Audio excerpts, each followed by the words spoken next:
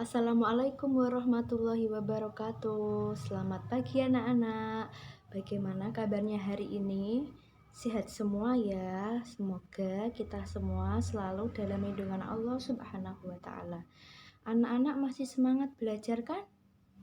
Harus semangat belajar walaupun di rumah.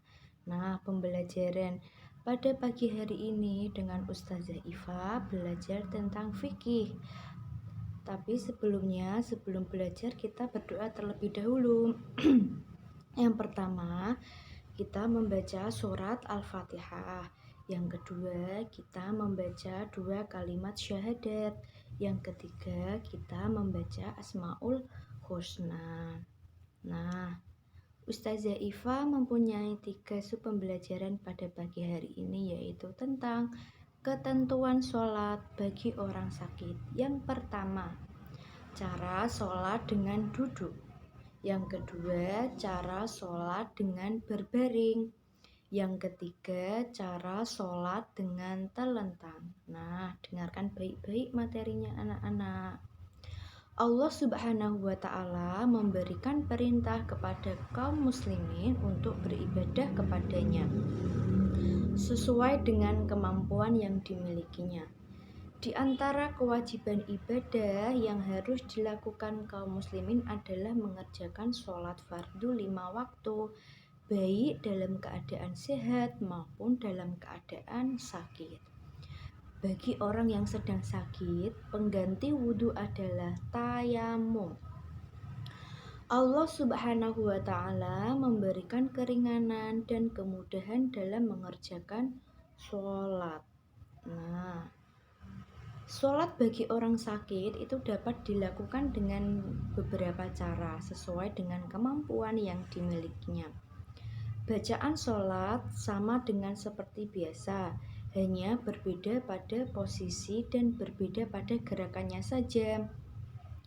Beberapa cara sholat yang bisa dilakukan bagi orang yang sakit sebagai berikut. Nah, yang pertama, cara sholat dengan duduk. Anak-anak coba perhatikan gambar tersebut. Sholatnya dengan cara apa? Duduk. Iya, benar sekali.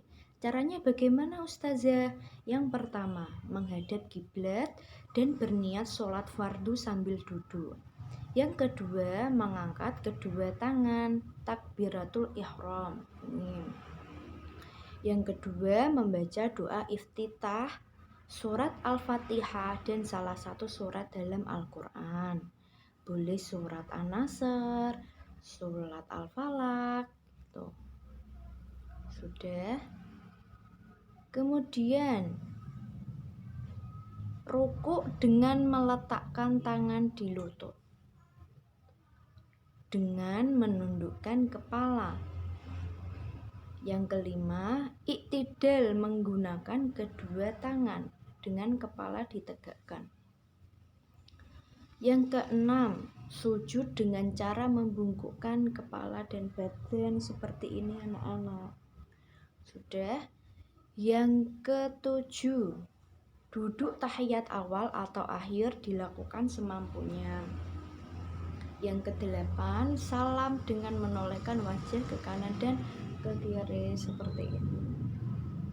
Sudah. Selanjutnya materi yang kedua dengan cara berbaring. Coba anak-anak perhatikan lagi gambar tersebut. Sholatnya dengan cara berbaring dengan tidur. Yang pertama, bagaimana Ustazah caranya? Wajah diarahkan ke kiblat, kepala ditinggikan dengan alas bantal, dan muka diarahkan ke kiblat. Yang kedua, bersedekap seperti ini, bersedekap, membaca doa iftitah, membaca surat Al-Fatihah dan salah satu surat dalam Al-Quran. Sama seperti yang tadi ya, rukuk dan sujud cukup dengan isyarat saja. Kemudian yang ketiga, tahiyat awal dan akhir dilakukan sesuai kemampuan. Kedua tangan tidak bersedekap. Salam dengan menolehkan wajah ke kanan dan ke kiri. Apabila semuanya tidak mampu dikerjakan, maka gunakanlah hati selama akal masih sadar. Materi yang ketiga yaitu cara sholat dengan telentang. Nah, yang tadi berbaring, yang ini telentang. Bagaimana caranya Ustazah? Yang pertama, bersedekap, membaca doa iftitah, membaca surat Al-Fatihah dan salah satu surat dalam Al-Quran. Rukuk dan sujud cukup dengan isyarat. Kemudian yang kedua, posisi badan telentang dengan posisi telapak kaki menghadap ke arah kiblat. Dan jika mampu, kepalanya dibantal agar mukanya menghadap kiblat. Di bawah sini dikasih bantal. Yang ketiga, berniat sholat. Gerakan sholat dilakukan dengan isyarat seperti menganggukkan kepala, kedipan mata, ataupun dengan isyarat hati. Yang keempat, bacaan sholat dilafalkan seperti biasa. Jika tidak mampu, cukup dilafalkan di dalam hati. Nah, selesai pembelajaran pada pagi hari ini dengan Ustazah Iva. Bagaimana, mudah dipahami atau belum? Tadi kita belajar bersama Ustazah Iva, belajar tentang apa? Cara melakukan sholat dengan duduk, berbaring, dan telentang. Nah, di sini Ustazah Iva memberikan tugas untuk anak-anak seperti biasa, ditulis di buku tulis, kemudian difoto dan dikirim ke wali kelas masing-masing. Yang pertama tugasnya, bagi orang sakit melakukan sholat itu hukumnya apa? Yang kedua, pengganti wudhu bagi orang sakit dinamakan. Yang ketiga, bagaimana cara sholat dengan keadaan telentang? Yang keempat, balasan orang yang meninggalkan sholat yaitu. Yang kelima, sholat sambil duduk, melakukan rukuknya dengan cara. Nah, jangan lupa dikerjakan ya anak-anak.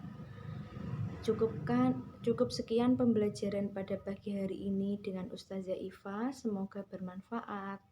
Wassalamualaikum warahmatullahi wabarakatuh.